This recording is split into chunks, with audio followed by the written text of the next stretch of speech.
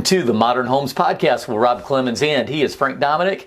We're ready to talk some homes today. We are. Yeah, I brought some stuff because a lot of times when we get into these things, you know, we want to talk about local happenings, but as much as anything, I want something that people around the country can take, Frank. Does that make sense? It does. Just coming off the home show, nice success last weekend. It was very busy. Very busy. Yeah, Frank, our very own Frank Dominic, he ended up getting featured in a little interior designer's blog post of some sort. I haven't seen it yet, but I'm excited to see it. Yeah, you did a good job. They said Frank did such a good job representing Carolina-based real estate that she put you on the cover and everything. So, yeah. Nice. Yeah, so it was pretty cool stuff. Well, I wanted to jump into some things, Frank, because oftentimes there's so many things in the industry. We hear so many questions on a day-to-day. Every time I run an appointment, I have somebody ask me a question about construction. So I just started digging into some of my archives, and I found this article from Zillow. And I want to run through this today with you a little bit. And they were talking about things that you can do to your house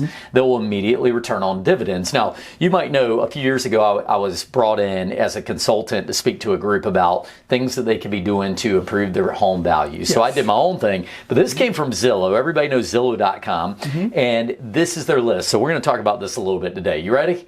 All right, cool deal. So first of all, they said upgrade your lights. Yeah. Upgrade your lights. From traditional to LED, you think? I think from traditional to LED, and I think this is a part of a overarching thing that I saw with Zillow, which a lot of these are going to go into things that you should be doing to modernize your house and therefore help your home value. Because it wasn't really worded like that, but I can go into a house that I saw that I'm seeing for the first time, and I'll go in and go, oh, I bet you, it looks like this house was built in 2004. And that's not necessarily helpful to your home value. Well, with upgrading the lights I'm seeing locally, that's becoming a trend, is going from the uplight look that used to be. All your landscaping has the uplights on it, to the LED that's framing your house. I think fixed LED lighting. That's definitely true. And another thing that I'm seeing about lighting is more of these, what you would call like these modern looks, but they're almost futuristic looking, circular shapes, multiple circular shapes, geometries to it. So I thought that's kind of interesting. And it is good. Like everything on this list, these are not $100,000 things to do to your house. It's not do the huge addition. This is stuff that's things like make sure that you've done this $2,000 thing and it'll help you out a lot. So here's another one. Replace your faucets. Now, very much in the same way, if you go into a house, I thought I could get behind this. You go into a house and you see the old acrylic knob. Or if you see brass fixtures. Oh, brass. That brass, or like the pewter, I think is what it was called. And everybody now, it's more of a brushed nickel's become popular. Well, I was about to say brushed nickel, but also brass is coming back in, but it's not the polished. Correct. It's not the old school guy. It's more like an antique-ish look to it. It's more of a dullness to it, but it has a very clean look. Well, and here's something, we talked about before. Every, 7 to 10 years, you need to be looking at doing some updates to your house, and you can afford to change your plumbing fixtures out every 7 to 10 years. It's not going to break the bank, but it'll still keep your house somewhat modern looking. So I thought that was pretty cool. That's a good one. Yeah. Landscape smartly. Now, think about landscape smartly. Now, I love that they said smartly, and here's why. You get that little cactus that you think looks so nice. You go throw it in the front yard. You're waiting for the money to roll in. There is something to be said for a good design. You don't want to just be throwing crap all over your lawn. Yeah. I read years ago, they said clean flower beds. Clean flower beds, redo the mulch. Sharp mulching or the stone. Yeah, a lot of people down here do the stone. Are you one of those perennial guys, or are you more of an annual guy? You know what I'm talking about? That's my wife, as you know, and she's an annual person. She's an annual person, yeah. I feel like you have a couple perennials, but those annuals are huge. Man, I do the lowest maintenance thing I can do, man. The last thing I want to do is be out pruning and planting new plants. It's a losing battle for me. Fruit trees and different kinds of stuff. I'm an investment guy. I get it. I am too, but I don't know. Yeah. When you buy a TV, and I don't know, I'm like this. You buy a new TV and you go, well, the TV's $2,000, or well, maybe they're not that bad anymore, but let's say it's $2,000. I'll look at that and say, if this TV lasts me the next 10 years, it's a good investment. Yeah, it's a good investment, man. That's definitely worth $200 a year. The flip side of that is you wait for the just outdated technology, which is still fine, right? And you're saving a ton of money. Oh, no doubt about it. But you got to sacrifice features there. I think that's where hubris comes in, man. You're all, I've got the nicest TV ever, and I got to tell you, man, unless you're like a fine TV connoisseur, you have a hard time telling the difference between the two things. A friend of mine used to do home theaters, and he wouldn't admit this publicly, and I won't say his name because it's his business. But he said if you buy the previous technology, you save a ton of money, because unless you're on a showroom where you can compare current technology with older technology, your naked eye doesn't see the difference once you get home. Oh, yeah, exactly. Get used to it. Get the heck out of here. I was.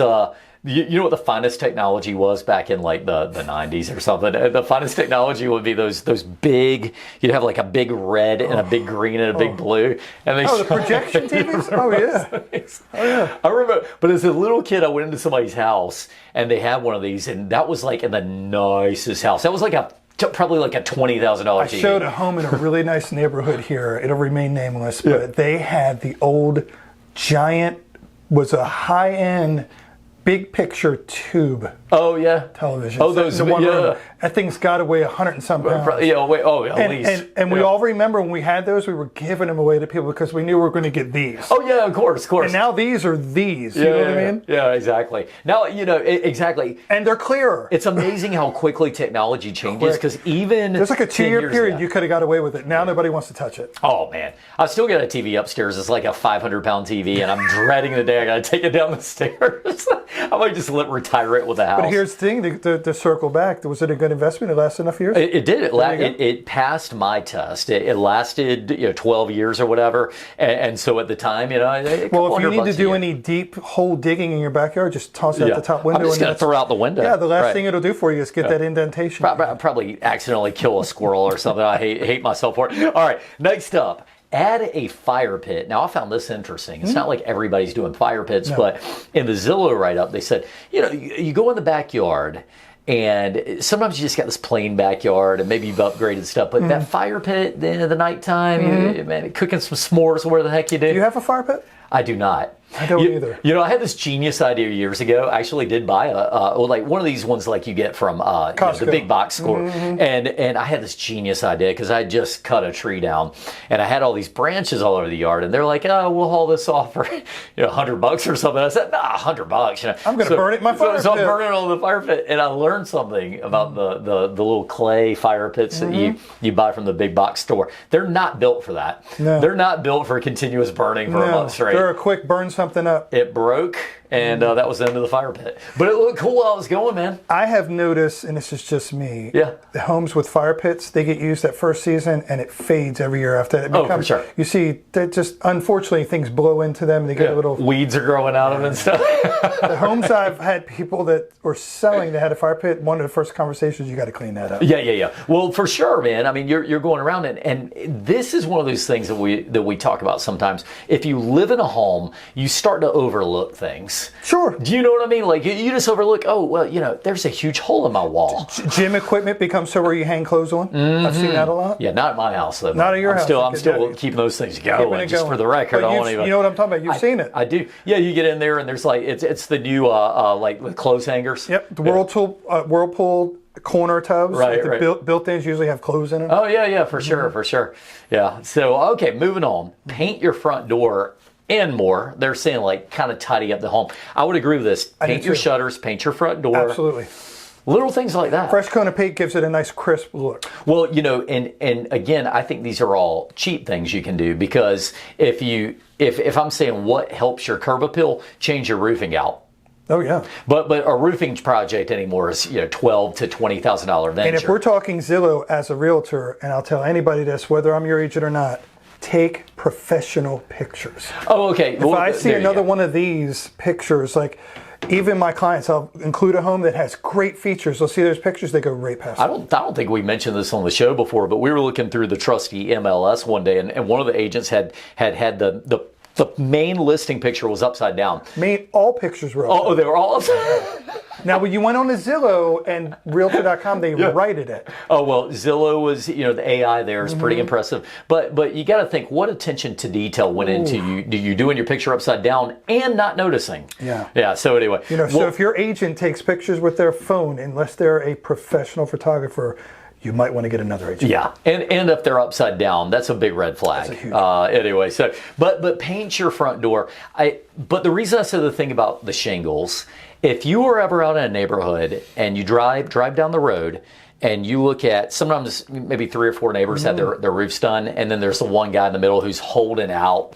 He's holding out. He's like, I'm going to wait till it leaks. And you could see the wear from out. That's at an angle, like you said. Yeah. You could see the roof needs repair. You can see it from the street, but you will look at those 3 homes, and the 3 look much newer than his, and it's only, or hers, and it's only because of the shingles. So there's something to be said for that. Yeah, the landscaping and the roof and the front door, they're all key for curb appeal, for sure. Big deals. And then this was the last one. I really like this. And these are tips, again, tips from Zillow on how to make your home a little bit nicer, a little bit more marketable. Add pet-friendly features. And I thought that was a really great tip. Because think about it, man. In this country, how many people are pet lovers? All I do is run leads all day. Almost everybody has a dog. Yeah. Almost everybody. That's true. That's true. The amount of homes I go into without a pet are definitely few and far between. It's very far in between. So when you're going out to that house and you're thinking, I want to sell my house. That's solid. And all of a sudden you have that one little pet thing. And it could be, I don't know, a pet door leading into the laundry room, or it could be something. And all of a sudden somebody's like, oh my God. And people are emotional. People buy emotionally. The pet door into the outside yard, backyard is huge. Yeah, that would be a no-brainer. So I'm going to tell you guys, think about these little things. You're trying to sell your home. You're trying to get the edge on your neighbors. Paint the front door. Put in a little pet door in the backyard or something. Hire me as your realtor. Hire Frank as it. Not that we're trying to make this all about Frank, but hire Frank as your realtor. If you don't put your own plug in, you're not going to get plugged. Yeah, I mean, this is America, so you got to do your thing, man. So we're going to break into some other questions later, but before we get into those, I wanted to ask you, you just had a home built in the last year. What's your favorite feature in your home? I mean, is there one thing you did or are you having there that you're just like, God, I love this? It's an overall, it's the open floor plan. Okay. I came from up north, had a home that was built in the 90s. Yeah. It's a very nice house, sold very quickly, sold more than asking. But to me, I wouldn't go back to that type of home again. You know what my favorite feature in my home is? I thought about this, and this is not a great selling point. I wouldn't say do this in your home, but we have a bonus room upstairs, and I actually did put a screen on the wall, and I have one of those really high definition projectors. Yeah. Love it, man. It's like being at the theater. Yeah. You can go up there, and nowadays, you know how you can buy those little movie theater seats? Oh, yeah. You get we have those, and we have the projector, and it is such a nice getaway. How many seats? Well, we only have 2. We get 2 people in the family, and if you come over and you want to watch a movie with me, I'm like, go pound sand. I got to sit on the floor. Drag a chair up, and me, you can sit me and the dogs. I get it. Hey, I do have a goal for one of my future houses. I want to build a 2-level theater, so you'd almost have to walk down, right. And then you could have 2 layers of seat. I thought that'd be kind of cool. Put in the popcorn machine over there. Maybe a little fountain stand over there. I don't know. We're getting outside of the box. Load up on milk duds. Load up on and what's your favorite popcorn? What's your favorite theater thing to get? If you're going to the theater, you want a little treat. What are you doing? Popcorn. Popcorn? Yeah. Oh, that's very. It's like a mindless. Yeah. Some people might say Milk Duds. Junior Mints are popular. I like the Milk Duds. Yeah. I go that way. My wife always tells me about Junior Mints. I haven't had a Junior Mint in my life. No. Yeah? Oh, okay. All right. Well, so you must be a popcorn guy. I am. And movie theater with butter. The butter. Oh my God. I know it's got to be terrible for you, but It's I'm terrible. like, hey, dude, how often you go to the theater? But man, it's so good. I'm off on a tangent. Let's take a quick break and we'll be right back. And we are back. We do want to thank our sponsors, Carolina Bays Real Estate and Construction. It's your one-stop shop for your dream home. So you can build a home with Carolina Bays. You can buy a lot. You can buy an existing home, remodel that existing home. And look, if you're looking at listing your home, sometimes you like to do a little improvement before you sell it. Spruce it up. Carolina Bays might even be able to help you with that. If you want a home where you want to stay, you call Carolina Bays. That's the Frank slogan. That's not the officially adopted slogan, but it is the officially adopted Frank Dominic slogan. It's the future official slogan. Yes. I'll have to check with the owner on that one. Yeah. Anyway, so moving on to the next step. So Frank, you said something at the end of the show last week that I thought was a good topic, and we kind of glossed over it a little bit, and I wanted to hit this up. So how to qualify a contractor for your project. And you asked me about that a little bit, but I found some stuff online and I wanted to share these. These came from beforeyoubuild.com. So thank you to beforeyoubuild.com. But it said, you're looking at finding a contractor, how do you do it? And all too often you find a really likable salesperson and then you don't see that guy again. Now, going back to Carolina Bays, that's the opposite of what you're gonna find at Carolina Bays. Your salesman is your project guy. But that happens. So what do? I've got a few tips for you, and we'll talk these through, and hopefully this is good for This is a very common question because even though we talk about 3% of the population is your custom home builder, I think everybody starts with that thought when they come here. I want to build my own home. Well, I want to build my home, but also you hear all these horror stories about when you're doing a remodel project. What happened? Well, here's a few tips from beforeyoubuild.com. Ask the contractor for full documentation, including, but not limited to, a certificate of insurance, the old COI. And you know, it's amazing to me more people don't ask for this. You're going to have somebody come out to your house. They're going to start pulling shingles off, cracking into your roof, and you don't ask if they have any insurance. That's a bold play. You know? I would say that's on the top list of gambles. The problem is you're not going to be able to peek at this guy's bank account. No. That is not on my list of criteria. But what if that guy does burn your house down in the process of doing something? And by the way, almost anything you do, you could potentially do that, and you don't know if he can cover the bill if they have to make some damage improvements. How do you feel about former client referrals? Some people think they can be cherry picked. That's what they post online. Former client referrals. What do you mean? Give me an example. Like you're looking at a contractor and they have 5-star reviews all across the board. How do you decipher the actual, you know what I mean? Sometimes some people look at that with a jaded eye and they say, oh, these are people that they had but that's a good start, because if you're willing to put yourself online and even solicit people to give you 5-star reviews, at the same time you're soliciting people to give you 1-star reviews. And what I mean by that is sure, did he go to his mom and get his mom to leave his review, and his wife and his... I agree with you. I think if you look through the reviews, you should be able to get an idea after reading several. These are legitimate people. Well, so here's the thing, and this is why it still has value, and less value the less reviews, right? If you got 2 reviews, that's not very valuable. Right. But here's my thing: the guy I am beware of, the gal, the company I'm beware of, is the one who comes out and they're selling you the moon, and you can't even find them on Google. I mean, it's 2024, man. It's that's dicey. So if he has 10 reviews and you want to say, well, but they might all be fake reviews, I'm going, but he's on there. So when that person's really upset and they go leave him a 1-star review, where are they at? I think you got to be, don't get too jaded. That would be my word. We had a situation where we had a client looking at a possible custom home, early stages, and we couldn't get documentation and couldn't get reviews. So it was like, it was just an advisory. Oh, you're talking about somebody that you were referred to. And it is. You got to be aware of that. So get the full documentation, make sure they have insurance, and maybe take a peek at their contractor's license if they're willing to share that. I think seeing a good few completed homes is important too. I think it's important. It's overrated. And here's why I'm going to say it's overrated.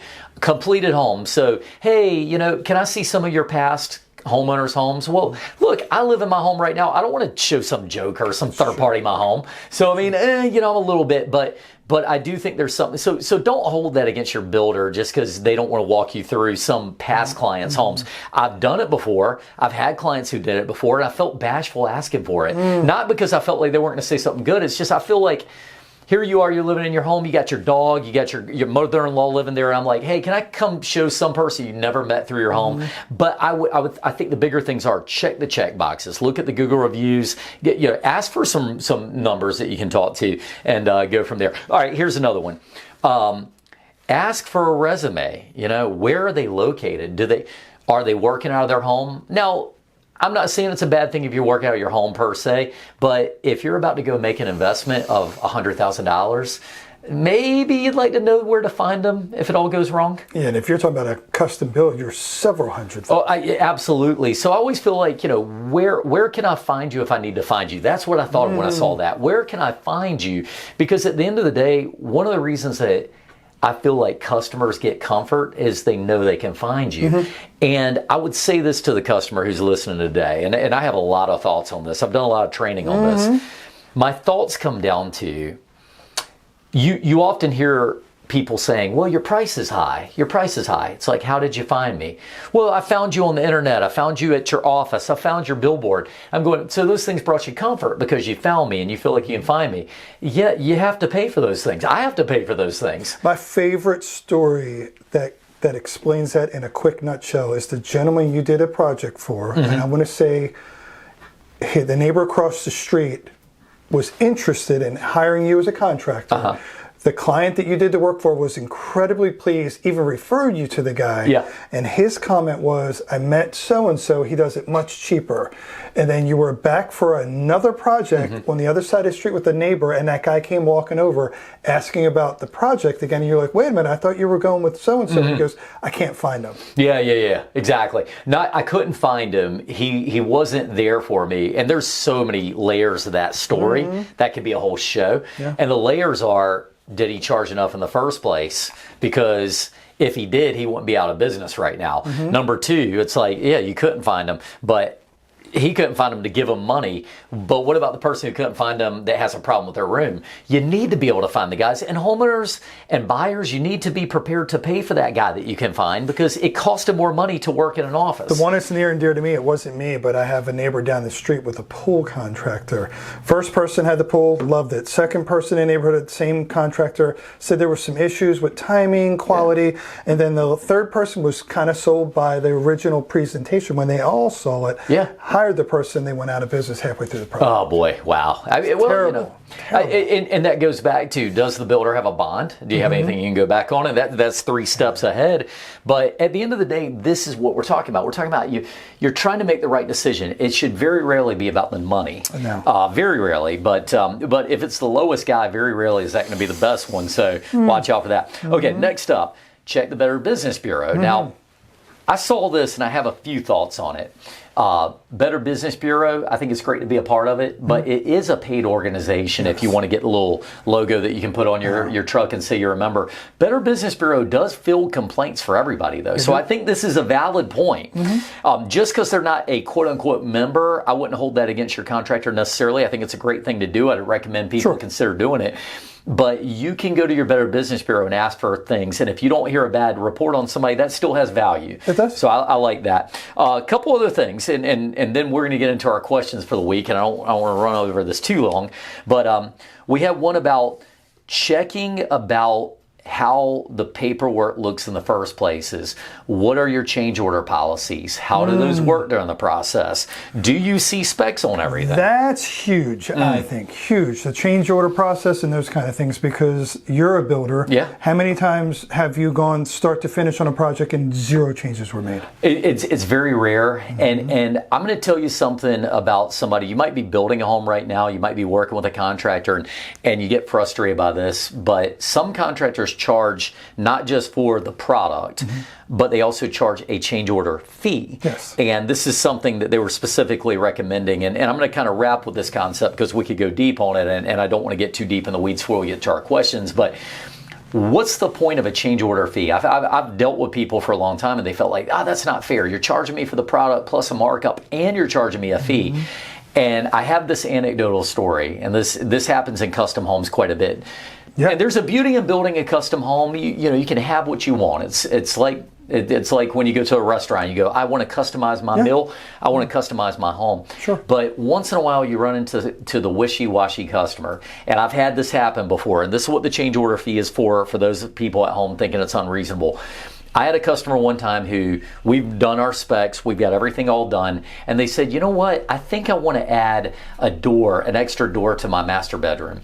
So we go in, we add an extra door, and we charge them for the door. Okay, so we go through the change order, we get the door added to the plans, we get it added to the specs, we call in the order to our manufacturer, we get it all geared up. You also in that process probably priced the door out a few places to save that money? You priced it up a few places, you had to do all this stuff, you had to get all the adjustments made. And then about 2-3 weeks later, he comes back and goes, you know what? Get rid of the door. We don't want it. I don't like it. And so now here's what happens. Now you do a negative change order. So the net balance that you made is $0. You change all the specs back, change all the plans back, and at the end of the day, you got zero to show for it. So for the people out there who are thinking... You're actually in a negative. Yeah, you're actually in the negative, because anybody who knows anything about business, your overhead. So my point of that story is, it's not always that the person charging the change order is the villain. They probably learned the hard way. This is a way of making sure that you really do want to make this change. It's called having skin in the game. Absolutely. If there's no skin, if you can make unlimited change for no cost, you would change the whole way through. 100%. My tip to a builder would be, or a consumer who's trying to argue with a builder that you don't want to pay that,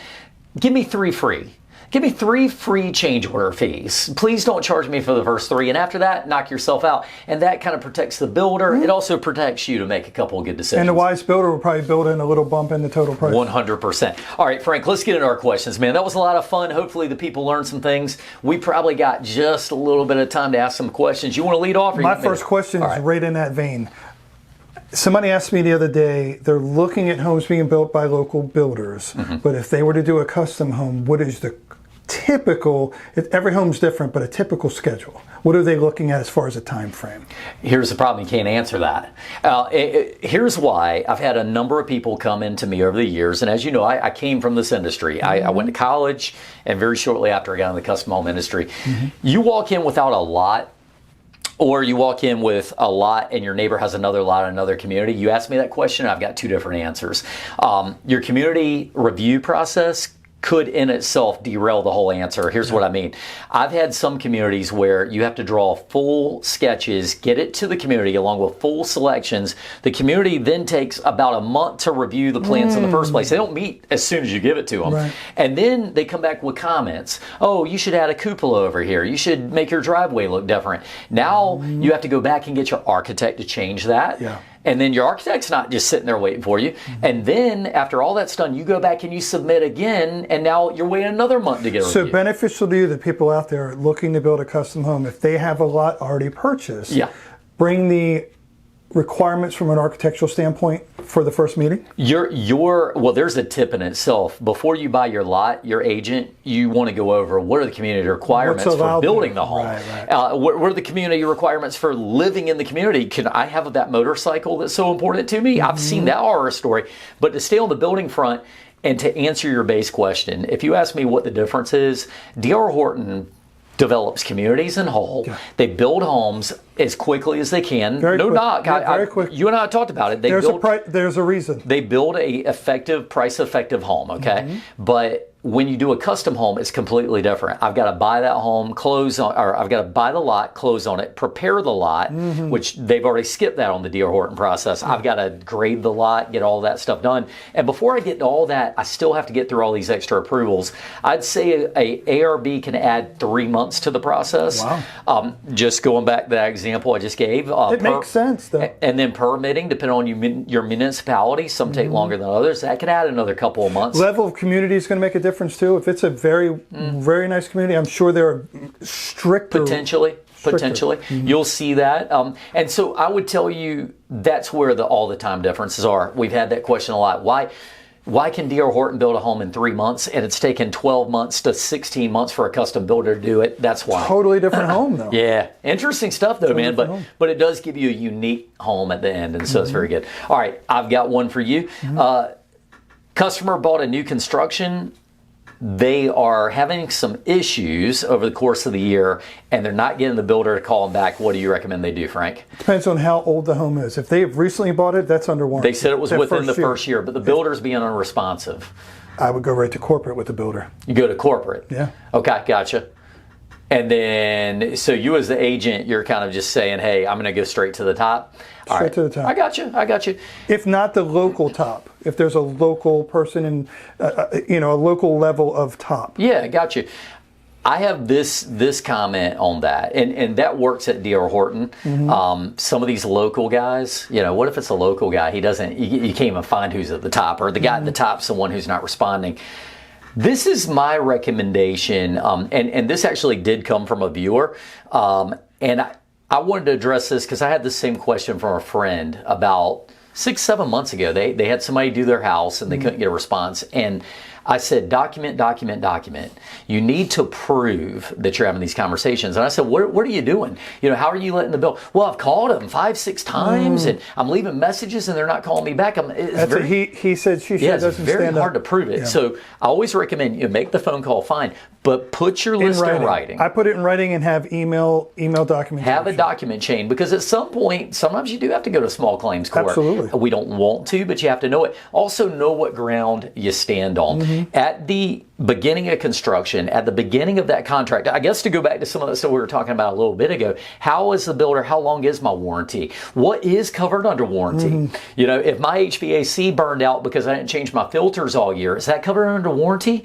And the answer is probably no. No. So anyway, know what your things are. So anyway, all right, great. You have another one. On that point, I'll just follow up. Okay. As a local agent, I have not seen an unresponsive builder as of yet. Oh, well, that's good. I've seen delayed responses, but I think once you're adamant and you put it in writing, like I said, if you put it in writing, an email to a definitive address, there's a document that you sent. Absolutely. So you have proof. That's something usually you respond. But like you said, a phone call could occasionally get missed. Yeah. And we've been there. We've been really busy. I'm like, oh my gosh, I forgot to call that guy back. Well, yeah, exactly. We've all, all kind of seen something like that happen. So and sometimes you do just need to follow up in a more appropriate way. So good stuff. My next one kind of piggyback off the first question. What are your advantages between a fixed price build or a cost plus build on a home? Yeah, that's a great question. I'm appreciative of whoever sent that in. Here's the thing about cost plus. Builder can't lose, and so you have to understand that it always sounds like it's a better deal for you, but truthfully, a lump sum's a better deal for you if you're a buyer. For me as a builder, if I take a lump sum contract, I know that if I bid the lumber wrong, it's on me. If the lumber prices go up, it's on me, and you're never going to pay an extra dime for it. But on a cost plus, look, here's what happens.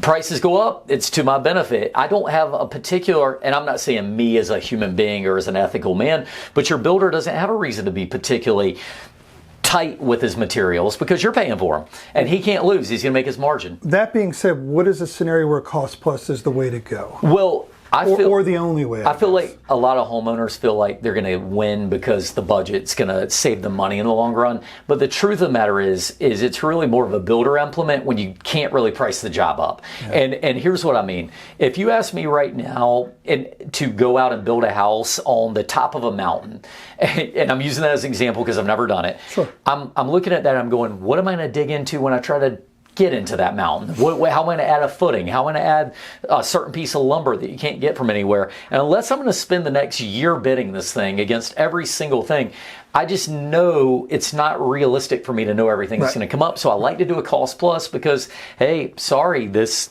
steel beam I didn't know about is $10,000. Also, I feel like the cost plus terminology is up there with one of our favorites as a builder is when somebody says I want to blow a wall out. Yeah. That usually sounds like we're just going to knock that wall out and do a quick little job. Yeah. Removing any kind of a wall is typically not a small endeavor, especially an exterior wall. They'll blow out the wall. Yeah. Yeah, I mean, that's a phrase that people, I guess, HGTV, they're like, oh, we blew the wall out. Right. That's a big project that they can't show in a TV show what that means. Yeah, it took 5 minutes on the TV show segment. It took 3 weeks in the real life segment. I mean, I had a conversation not too long ago. A guy wanted to put a porch out back, and he had a footer set up that he would have to do. Removing that wall and building that roof out was a bigger deal than he ever thought. For sure. I do have a tip for anybody who's looking at doing a cost plus, and this is my takeaway for you. First of all, understand what a cost is. Is the superintendent driving to the job site, is that a cost? Most people would say it is. So you're paying for the gas mileage getting over there. You're paying for his time getting over there. What is his time worth? Is he worth $50 an hour or $10,000 an hour? You need to know that. The other thing you need to know is cost plus what? Markup or margin? Big difference, man. All right, and believe me, whenever I talk cost plus, I'm talking about cost plus margin, and that's kind of confusing to people, but you need to know it. So those are my tips for somebody who's thinking about doing either or. But trust me, even as good as it sounds, cost plus is usually not to your benefit. One last tip though, if you're going to get a cost plus, you still need to get a preliminary budget of what the expected costs are, so it at least explains, oh, I didn't even understand that the builder's risk policy might be part of the cost on this home and I have to pay for that. Yeah, so anyway, all right, cool. If you have questions on something like what's a builder's risk policy, call us in. We'll talk about it the next time. So, all right, I got one last one for you, Frank, and we probably got about 2 or 3 minutes left. How does a person qualify to live in a retirement community? And if not technical details, how do you qualify a retirement community? Typically 55 and older. Okay. So I've seen some examples in some communities where they'll allow somebody to purchase when they're approaching 55. Okay. But most are somebody on the deed or mortgage will have to be 55. And there's an interesting thing, and it has something to do with the attendees within the home. Like you couldn't be the buyer of the home and you're 56, so you qualified and you rent it out to a family full of 20-year-olds. Correct. Right. So I think there's some details that need to be found. Also, in some communities, there are some occasions, at least I know my father, before he passed, lived in a retirement community in Florida, and there was a small percentage of homes that had to be available for non-retirees. Oh yeah, I got you. Well, I think the big thing here is, even though they use terms like retirement community, it's really about the age as much as anything. And I think it is one of those few protected classes in this country where they say yes, you can actually. And no two retirement communities are like. I've been in some where you feel like it's people that are pretty much sedentary, and then you go in there on trips every day and they're playing pickleball. Oh yeah, it's like more active than a fully younger community. Ironically, I find a lot of retirees who are looking for exactly that. Yeah, they hey, I'm retired, I'm not dead. I want to get. You're hearing people who want to go out and they want to play tennis and pickleball and have community. Well, the active seniors that are active typically have a longer lifespan. Yeah, that's right. Man, that is an interesting thing. What's the stats on that? Is it like if you're active retiree, you live to 100? I had a client last year, I shared a client with another realtor. They were 80, 90, 90, sold their oceanfront condo to buy a full house. Man. And I just had lunch with them the other day, and they are talking about future modifications to the house. Jack LaLanne-like, you might say. Yeah, 89 and 90, wild. Wow. I mean, tons of energy, we figured out and deduced in a conversation between the two of us, because I'm about half his age, that the difference with him and his wife is that they look to the future when they make decisions. They're not making decisions based on now, they're based on like, I want to do this to the garage and I want to do that to the backyard. Oh yeah, they're not playing the long game. Yeah, they're like seeing into the future, and I think they have that. It's almost an urgency to get to that next level. I was going to appreciate that, but I also always think you got to appreciate when you're talking to somebody that's so old that they're like, when I was your age. And they never say that. They don't. Well, of course never say that. Yeah, they're not looking to the past. They're looking to the future, Frank. Wild. Like they're maybe the first two people I've met over the age of 80 to have never dropped that when I was your age. Really? Never. Fascinating. When I turn 80 or 90, I'm going to be using it every second. They have come out to see my band, and this is a Wednesday, but they may come out to see my band tonight. Oh, and they're coming out with their jean jackets on and rocking out. I'm not going to say that. I know.